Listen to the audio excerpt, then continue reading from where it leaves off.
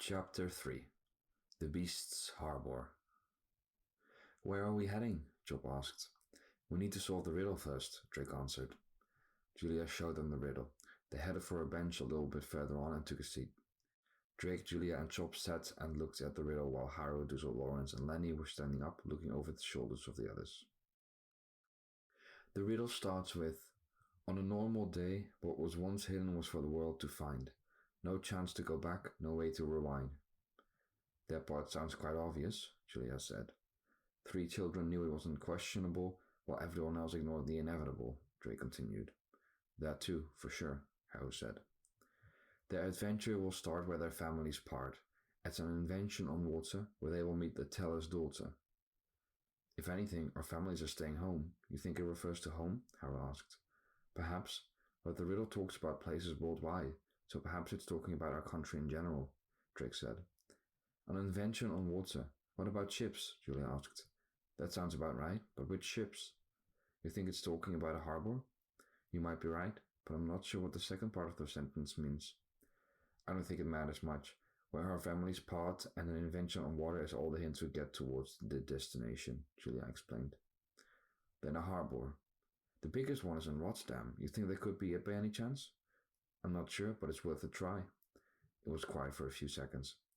"What are you doing?" Chop asked Lenny when he saw him drinking something. "Look, here they call this a Fanta," Lenny said as he pointed at the letters on a bottle, spelling Fanta. "Where did you get that?" Lawrence asked. "It was in that weird cold white box at Drake's home. It's quite tasty if I do say so. Cost me 15 minutes to find out how to open it, but it was worth the effort." "Very well then," Chop said. "Is everyone ready to go?" Drake asked. "Where are we heading again?" Duzel asked. "To the harbour of Rotterdam, biggest in all of Europe, in fact. I feel like it's very obvious that that's where we need to go." With their weapons carried on their backs and belts, and Lenny with his bottle of Fanta, they walked away from the bench. They started walking until Harrow realized something. "Wait, how are we going to get there?" A few minutes passed as they were heading for Julia's house, because of her idea to ask her brother to take them. The only problem lay with persuading him. "But why not, Mark?" Julia asked her brother, annoyed. "I'm working on a big project," Mark answered. "I have to prepare for leaving to Nepal. The people are in danger and I need my van to get there." "People are in danger all over the world." "And what are you doing about it?" "Excuse me? I'm saving people. What are you doing?" "Oh, go to hell with your heroism. All you do is show off and you have no bloody clue what we are trying to do." "What has gotten into you?" "I don't give a crap about whatever you do in Nepal, because the whole world is at stake and we're trying to save it. So we need to get to Rotterdam as fast as possible." Guys, can I talk to Julia in private?" "This time we do it right," Chop said. "To the door, go." They all exited and Julia and Mark were alone. Outside, all they could hear was yelling, and after several minutes, Julia came walking outside. "And?" Harrow started. "He won't do it," Julia answered. "Figured. But I have this." Julia showed them Mark's wallet. "You stole his wallet?" Drake said. "Boys, dwarfs, we're taking the train," Chop answered. "The what?" Unfortunately, the train station was far away, and it took them 25 minutes to get there. Julia was the only one who had traveled alone with the train before, so she knew how to get tickets. That's about 500 euros, Drake called out. "I don't know what exactly my brother does, but it earns quite a lot, apparently." They heard a whistle. "Oh no, the train is leaving already. Run!" As fast as they could, they ran towards the train. They had to maneuver through the people, though the dwarves were easily capable of making their way through the people, as there was plenty of room to move for someone with the size of them. There was barely anyone who noticed the dwarves. They could easily move, but were still much slower than the others. Therefore, Harrow was the first to make it to the train. Drake and Julia followed and helped the dwarves on the train. They were just in time before the doors closed. The train started moving and headed for Rotterdam. "What have we ended up in this time?" Drake realized. "In a train," Harrow said. Drake sighed. "Yeah, I know that, but previous time we were crossing the sea, now we're traveling by train." "You clearly have never traveled by train before," Julian said. "Well, not without my parents or teachers, no." "Well, would you rather be crossing the sea again?" "Well, no, not really. I just never imagined I'd be traveling by train on my own so soon." "Wait till you go to college." An hour passed. In that hour not a lot happened. The people in the train couldn't stop staring at the dwarves and the children carrying weapons. It was busy on the train. There weren't any seats available and they had to keep standing up the entire way. The dwarves had to be careful that no one would trip over them as people exited the train when they made it to their stops. Next stop, Rotterdam Station, got announced. What was that? For the third time, Lenny was startled by the voice. Every time, he didn't pay close attention to his open Fanta bottle and kept spilling some on a stressed-out businessman. That is the limit, the businessman yelled as he got sick and tired of it. Thick-headed midgets! Rotterdam Station. We're leaving. Come on, Lenny, Drake said. They all prepared to leave the train, while Lenny gave the man an angry, I'm watching you and I'll get you later look. We just received the message that the monsters we were warned about have spread and are now too close to the station. Please remain seated as we head back. The doors had already opened, and before they closed again, the only ones who left the train were Drake, Harbour, Julia, and the dwarves. Everyone else stayed on the train. The station wasn't yet occupied by monsters, but the number of monsters increased as they made their way to the harbour. After a while, they made it there, but it was worse than they thought. Big construction vehicles, cranes, and container loaders were taken down one by one. Ships were getting destroyed from within by the monsters that managed to get inside. In between the policemen, soldiers, and citizens defending their own city, one person stood out, a young girl trying to defend her city. The girl fought with a baseball bat and fiercely took down the monsters. She had red-brown hair and green eyes. When she turned around, Drake thought he recognized her and felt lightheaded. What is it, Drake? Harrow asked. Nothing. Let's help them. They headed for the battlefield. The girl startled as she saw an arrow flying by, hitting a spider. In the blink of an eye, she saw Harrow and Julia next to her, the dwarves running by and Drake slowly approaching the monsters. Drake focused on the danger ahead, his sword at the ready.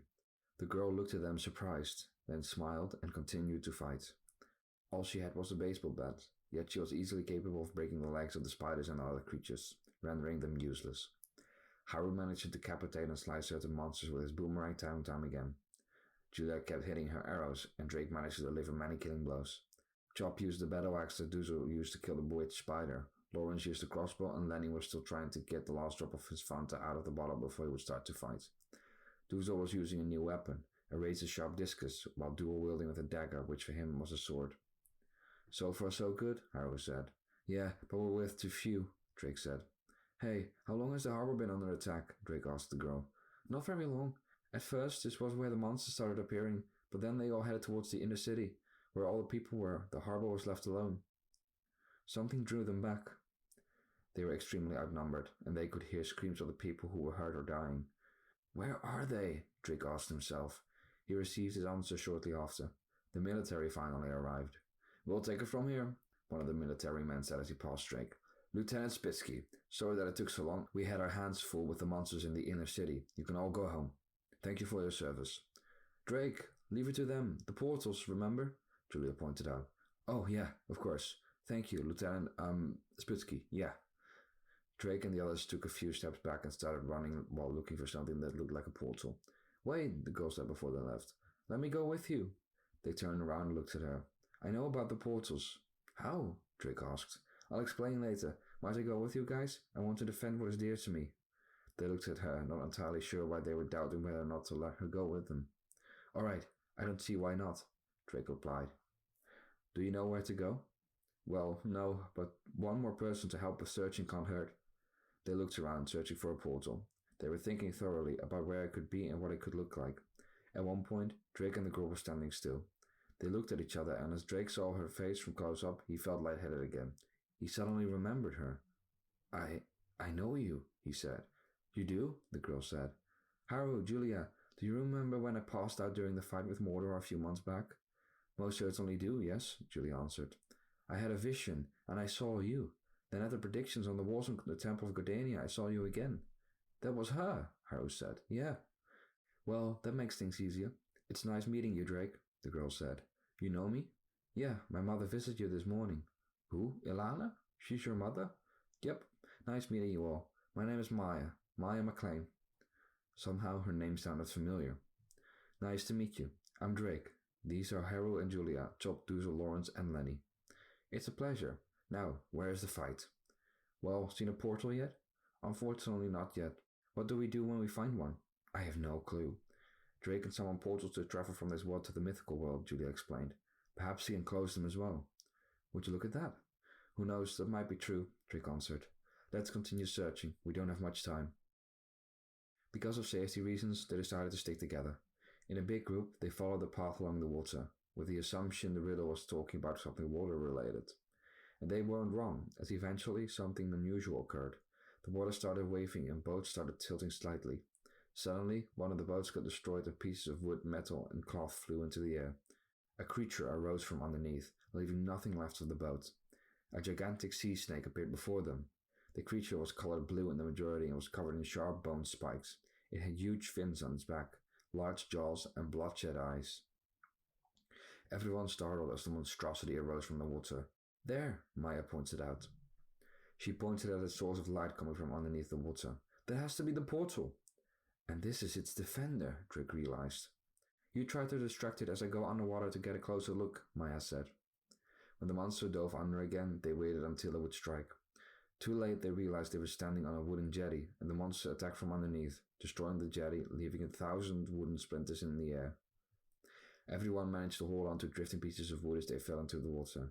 Son of a... Haru started. The boats, guys, Maya pointed out. Climb aboard.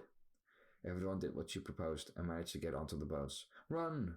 The serpent followed them and attacked the sailboats that they jumped on and off, onto the next one and so on. They were buying time for Maya to check out what exactly the light source on the water was. Over here, stupid serpent, Harry yelled with a tough attitude. It's working, Julia pointed out. In the meantime, Maya prepared to dive on the water. As she dove, she swam down. When she made it there, it indeed looked like a portal. It was proven when a giant spider came through it. It couldn't attack Maya as it couldn't move underwater, but when it came to the surface, it desperately tried to get to the side. Not the best place for a portal for a spider. The portal was colored purple. It was glowing and had an oval shape, just like Drake's portal. Maya looked up to the surface quickly and then down again. She found it but had no idea what to do in order to close it, so she swam up again. She made it to the surface. She took a deep breath and swam to one of the boats. As she climbed aboard, she prepared to run after the others. She left her bed somewhere at the shore, and therefore she drew 2 different weapons. Hidden behind her belt and shirt and on her back were 2 knives. When she drew her weapons, she started running over the boats to try and get to the others. Being drenched didn't help anyone. At the others, no one got hurt yet, but they couldn't run forever. Julia, your bow, Drake called out. Julia was tasked with a difficult assignment.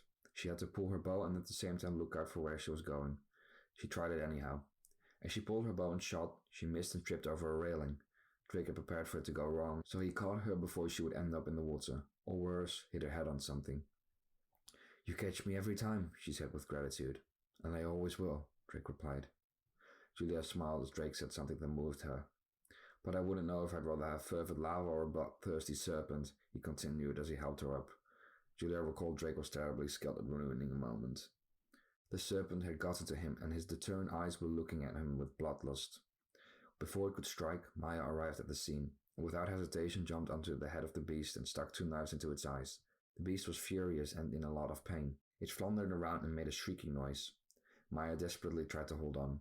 Here, Chop shouted as he threw his battle axe towards Maya. She caught it right away. Thank you!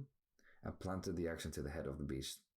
As the serpent stopped moving, Maya removed the knives, put them behind her belt on her back, removed the axe as well, and tried to jump off as the monster slowly sank. At the same time that she threw the axe back into Chop's hands, she noticed why jumping off wasn't so easy. One of the monster's bone spikes impaled the bottom part of one of the legs of her jeans. I'm stuck, guys! As the monster slowly disappeared underwater, she did too. They sank and sank until they reached the bottom, but Maya could still not get loose. Drake was removing his shoes until Haru didn't care about the extra weight and decided not to lose time by jumping in the water right away. Haru swam to the bottom to try and help Maya get loose. For a moment, the others couldn't see a thing, not even a wrinkling in the water. Nerve-wracking seconds passed, but it remained quiet. Everyone was silent, afraid of most outcomes. But then something appeared. Maya and Haru both made it to the surface. Maya was coughing as she was underwater for too long, but could eventually catch her breath. Haru helped her to the shore and the others helped them on it. You scared the heck out of me, buddy, Drake told Haru. Ah, you know me. I'm invincible, Haru answered. Maya 1. Ugly sea monster 0, Maya said as she still tried to get some air. As she laid on her back on the shore, she looked at Haru and told him, I owe you. Ah, it's fine. Say, where was that portal? Drake looked at the way back. He went back to look for it. The others followed him. Where was it again? Drake wondered when he thought they made it back. It was here, Maya said, who joined later. It's gone. So, you killed the defender? Chop said. It seems so, Drake replied. So we're done here? Lenny asked. I think so. As they made their way to the station and retrieved Maya's bed, they checked if the military managed to rid the harbor of the other monsters. They succeeded as well. Drake notified the lieutenant of what they did, and that Rotterdam was safe. When they almost made it to the station, Julia realized something. The teller's daughter.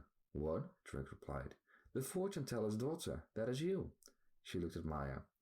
Where they will meet the teller's daughter from the riddle, remember? Oh my. The fact that both my mother and I never understood the teller and the fortune teller is quite sad, Maya said. But I see it now. It makes sense. They finally made it to the station. There, they would travel to the next destination. May I come with you? Maya asked. They looked at her, and Drake smiled. You're our friend now, aren't you? He said. We don't go anywhere without our friends.